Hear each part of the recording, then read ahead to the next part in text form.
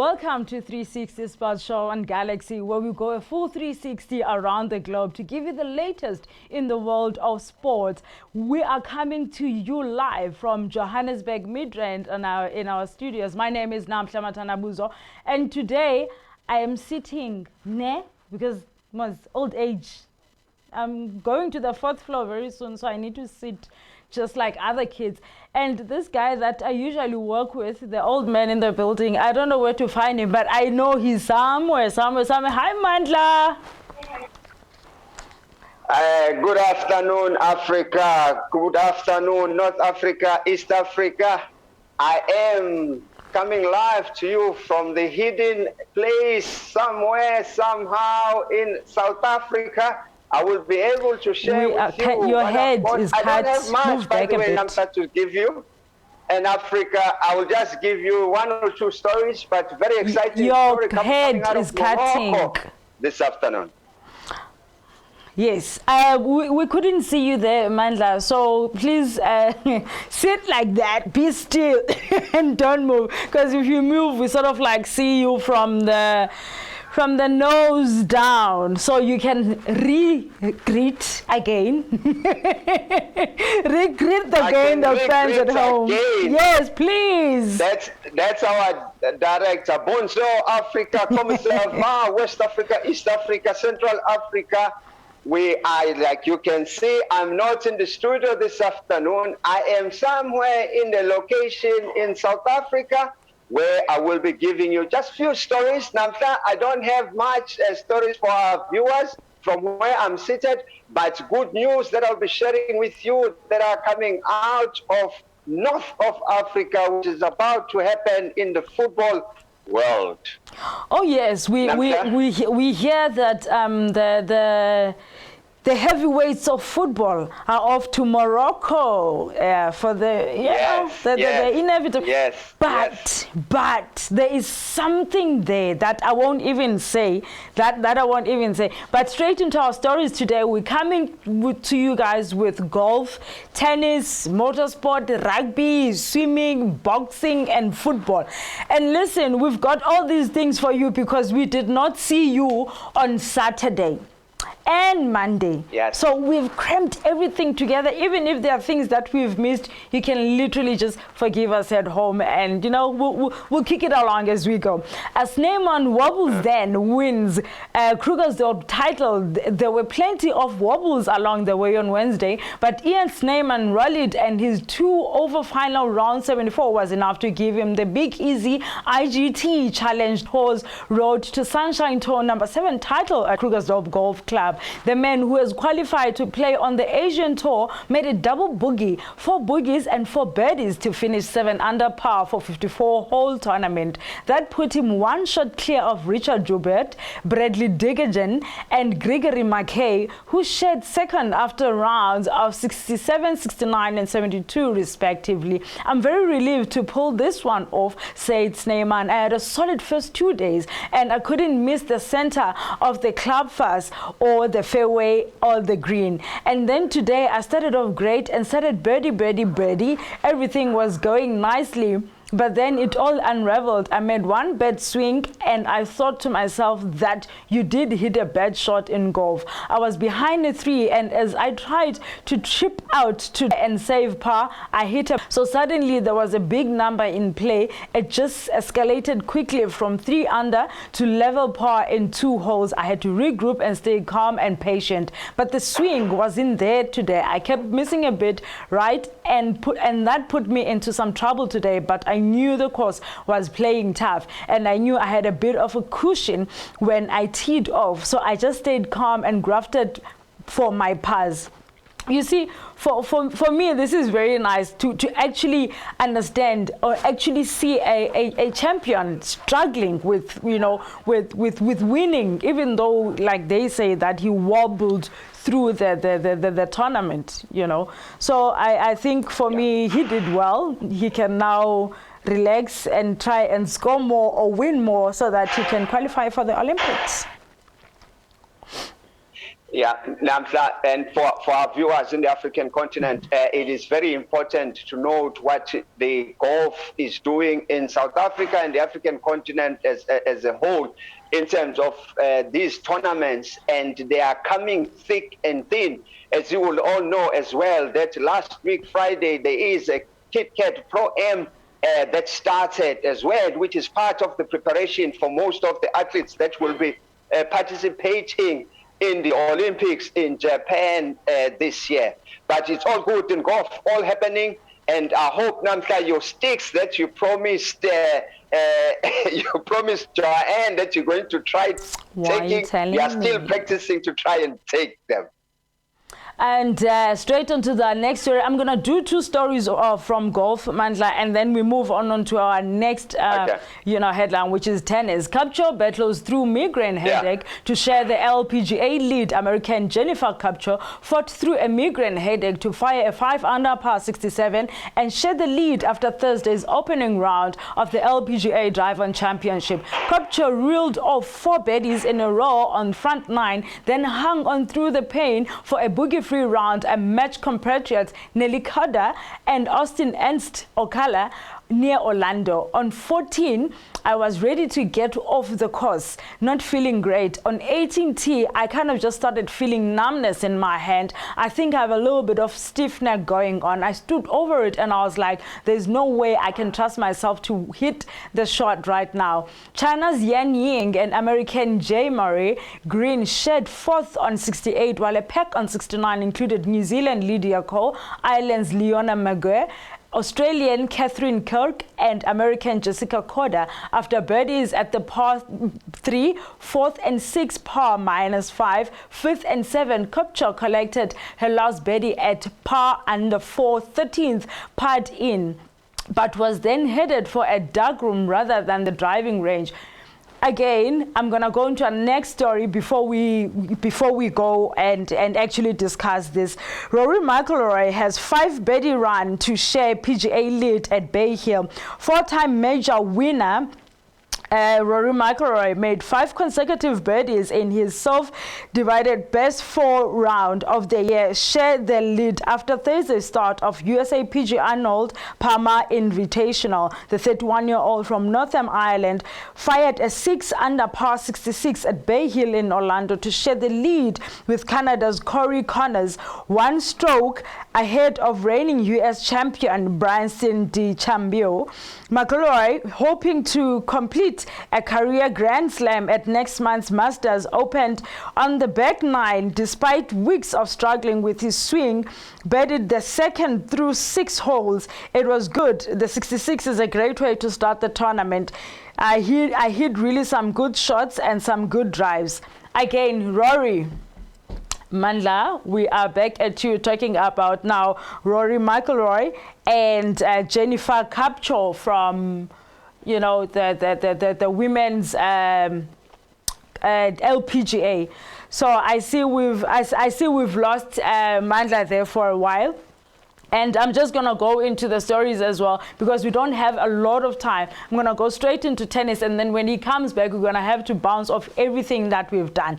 And then straight into tennis, Tsitsipas fends off Khachanov to make Rotterdam semis. Stefanos Tsitsipas, a semi-finalist at last month's Australian Open, reached the final 4 of the ATP Rotterdam tournament on Friday with a 6-4, 3-6, 7-5 victory over Karen Khachanov. World number 6 Tsitsipas fought back for 3-1 down in a final set and broke his Russian opponent at 5 games each before sealing a place in the semifinals. He was playing great tennis and I wasn't sure if I would be able to compete, said Tsitsipas, who fired 46 winners past his Russian opponent. We had great rallies and the quality of tennis was excellent. You need to stay as calm as possible in 3-setters. I've won a lot in the past, and with experience it gives me an idea idea of how to play in these tight tournaments. Tsitsipas beat Rafael Nadal en route to the Australian Open semi-finals before losing to Daniil Medvedev,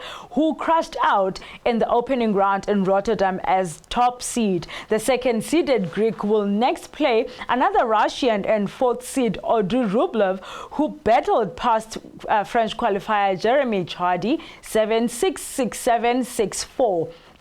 And until I get hold of Mandla, I'm going to go through our stories so that we can then discuss them when he comes back. After a long and hard road, Roger Federer is pumped up for a return. Roger Federer said on Friday it's been a long road, but he was pumped up to return to tennis next week. Having been sidelined for over a year to recover from 2 knee surgeries, the 39-year-old hasn't played a match since semi-final defeat to Novak Djokovic at the Australian Open in January 2020. However, the 20-time Grand Slam title winner will be back in action at the Qatar Open in Doha. I'd like to thank all the people involved who made this possible, the Swiss star said in a video message as he prepared to fly to the Gulf.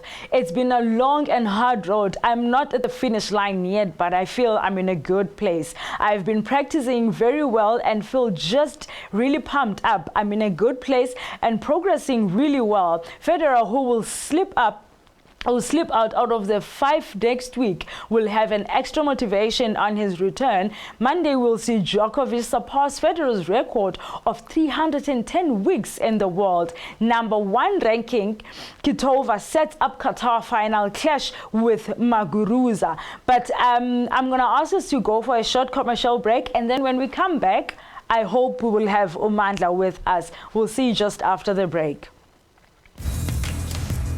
Make massive moves. So from the theater stage to the kitchen.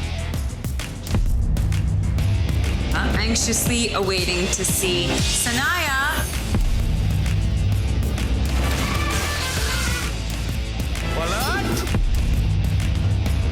What else is this if not love? Make massive moves with Starsat.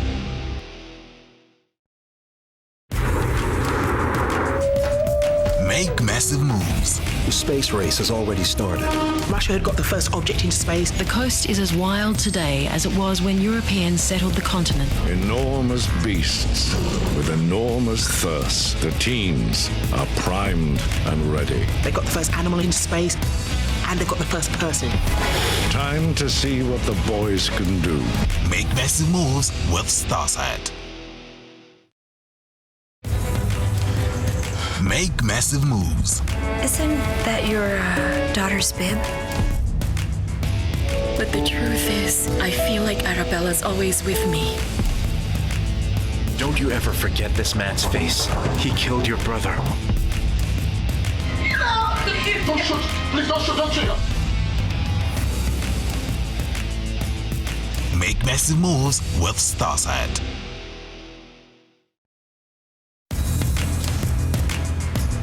Make massive moves. I feel confident. I feel like I can take on the world.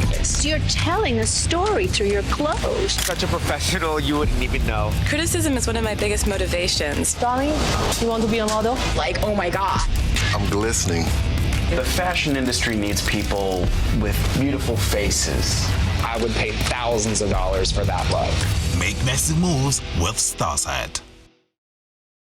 I want you to eat healthy food because it's delicious. Make massive moves. Would you like another one? I love it. I love this soup. This is amazing. The grits are so creamy. Oh. I take pride in my grits. So flavorful. I think that looks wonderful. Yeah. It's so incredible.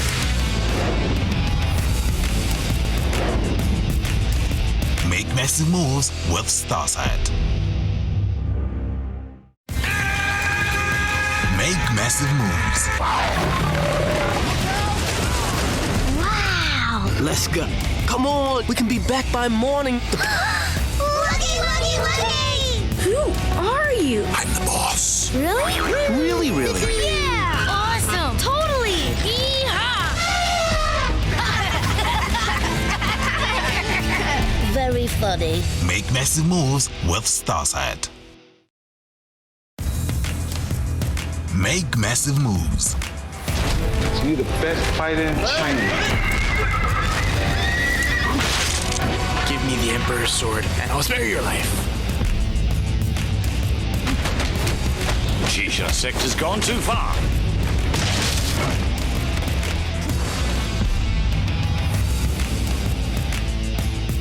Make massive moves with Starsat. Make massive moves. How can you say that? That is what it is.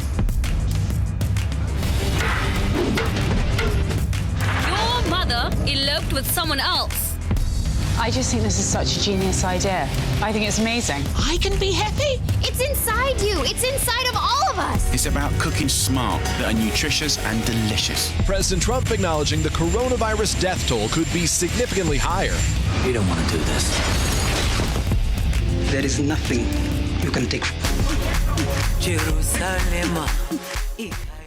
Welcome back to 360 Sports. This man has finally rejoined us again. I don't want to make him regret, so we'll just get into the stories. And mas bebe pinam so nisenizozibuza pendulele. Petra Kvitova withstood some inspired tennis from Jessica Pegula and high wins to the 6-4, 6-4 on Friday and reached the final of the Qatar Open, where she will face Gabrielle Muguruza. Muguruza received a walkover into Saturday's title match after fellow former world #1 Victoria Azarenka dropped out because of the back pain that dodged her quarterfinal win over Elina Svitolina on Thursday. Czech's Kvitova's win looked far from assured when she went down 2-4 in the second set before her mistakes melted away and she made short work of her American opponent. Number 4 seed Kvitova of Grand Slam champion, unlike Pegula, elected to receive after winning the toss, but her big serve and stride seemed disrupted by the strong evening breeze at the Khalifa Tennis Complex, a stone's throw from the Doha seafront. It was very, very windy and it was very tough. It wasn't about tennis, it was about putting the ball into the court, and that's what I tried, Kvitova said after her win. And then straight into the Roland Garros, confident of May and June return maximum number of fans. The Royal Garros chief said that on Friday they fully expect the Grand Slam event to return to its traditional May-June slot this year, while being able to maximize the number of fans. Last year's tournament was switched unilaterally from spring to September to October as the coronavirus set the sport into a 5-month suspension. When the clay court showpiece was eventually staged, health protocols saw a daily limit of only 1,000 fans allowed onto the Roland Garros site. Our desire is to be able to accordance it with the decision of the government and with the extremely ambitious and rigorous application of a very well crafted health protocol to organize Roland Garros on the dates scheduled from the 17th of May to June 6, qualifying included, said the Amélie Odia-Castéra, the French Tennis Federation's new Director General, with the highest possible number of spectators, which will be allowed by the authorities. Again, we are talking about a break that has sent everyone into a tailspin, according to the coronavirus. But now, everything back in action, Mandla. The Roland Garros on the clay, which we know who the king of the clay is, I'm not going to say. And then also what happened at Doha with the Czech lady who won against the American seed, who actually got a walkover because she pulled out because of her back pain.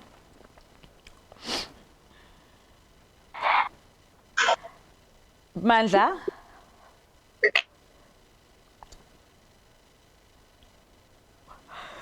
Coming from the walkovers, and it's been a very good tournament, but walkovers, I'm not sure about that one, but it's because people, they always come with excuses and reasons why they should not go. Then they are able to come and say, okay, one will retire. That's the beauty about tennis, that you can just retire if you find it difficult to move. Mm-hmm. But you are saying now the back pain is tantamount to her being old? Is that what you're saying, that she must retire because of her back pain? Unjani kanti?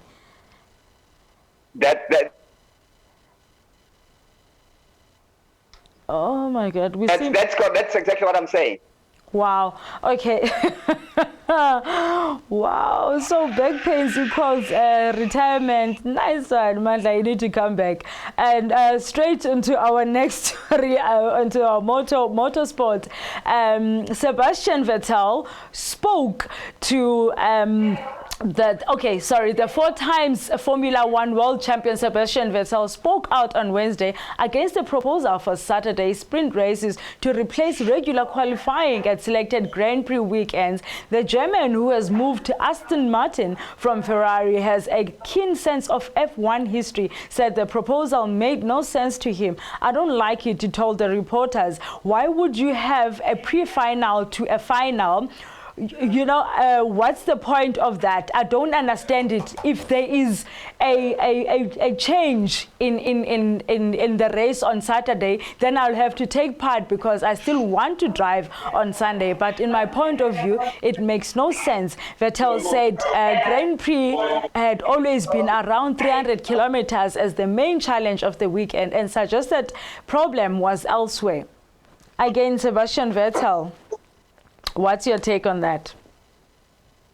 No, let me tell you what Vettel is saying.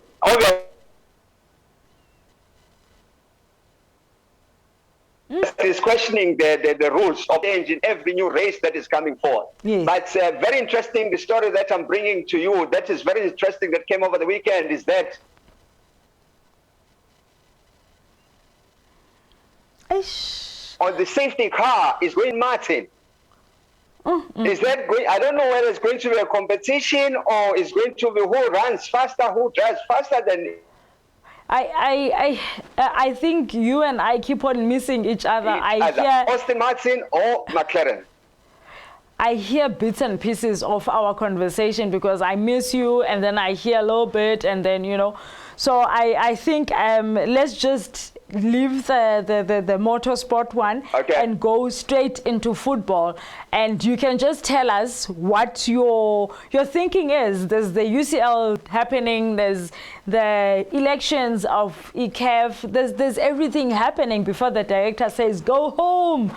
Yeah, can you, because I know he's about to say exactly 2 minutes. So we've got 2 minutes to speak on football, the hottest news that are coming out of football. I'll go first. The unruly young man, Bongani Zungu, I know, he has won the league with his club. So after whatever happened between him and breaking the rules and whatnot, actually something good came out of the club and they've won. The Rangers have won. So we can, in peace, let him leave. And next on to our story now, can you give us your insight in terms of the elections now? They are here. The elections are here.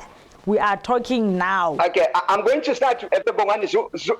I'm going to start with the Bongani Zungu story. It just shows when the coach has patience in a player.